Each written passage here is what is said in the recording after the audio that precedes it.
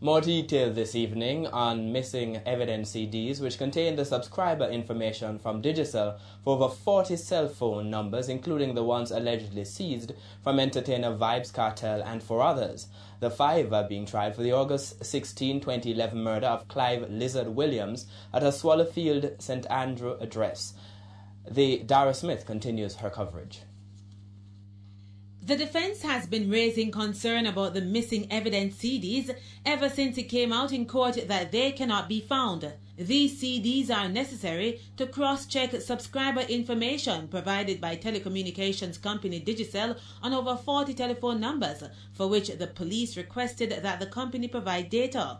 Digicel, in addition to providing 2 statements, also provided a pair of CDs per statement labeled JS1 to be used by the court for the purpose of evidence, and JS2, which is a working copy to be used by the police, the prosecution, and the defense. The defense has raised the concern that the absence of the CDs was an attempt to pervert the course of justice, pointing out that it is unable to verify any information from JS2 because the working CD can be manipulated.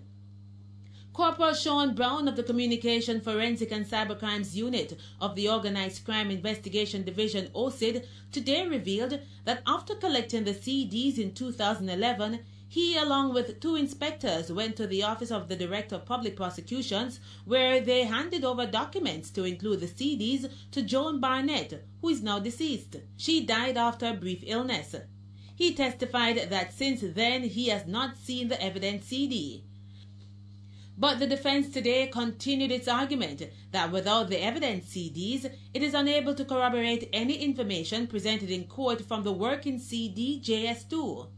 And it's from that CD that the prosecution is entering into evidence the text messages and call record data. Attorney for Vybz Kartel, Tom Tavares Finson, during cross-examination, suggested to Corporal Brown that he modified the working CD JS2, to which the corporal responded, "That is incorrect." The attorney pressed, "Prove to me that you didn't." The corporal responded, "I'm not in a position to do so at this time." He explained that it can be done, however, through the service provider.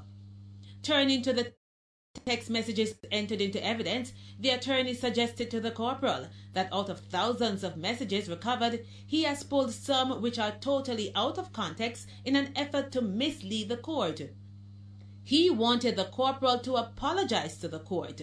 The attorney gave the example of this message sent on August 16, 2011 at 1:43 p.m. which states, "How much for deal with everything for Lizzie?" The defense is arguing that the Lizzie mentioned in the text is not Lizard as the prosecution would want the court to believe, but instead Sean Storm's daughter. Mr. Tavares Finson gave other examples of text messages not introduced into evidence in which the name Lizzie or Liz was used. August 11, 2011, 12:59 p.m. from an unknown subscriber to Sean Storm's number. "Bring some lunch for me and Lizzie now, please." August 16, 2011, 11:38 p.m. "Okay, so I changed from Friday to tomorrow." "That was quick." "Bring a handbag or perfume for me. Buy a black and a white sneakers for Lizzie or something, okay?" August 17, 2011, 12 a.m. "Tomorrow Lizzie clinic day. She go get injection and checkup." Mr. Tavares Finson is arguing that the text about how much to deal with everything for Lizzie relates to back-to-school items. August 16, 2011 at 1:13 p.m. from Sean Storm's phone to the unknown subscriber. "So check up how much for deal with everything if we should go back to school, okay?" Later that day at 3:13 p.m.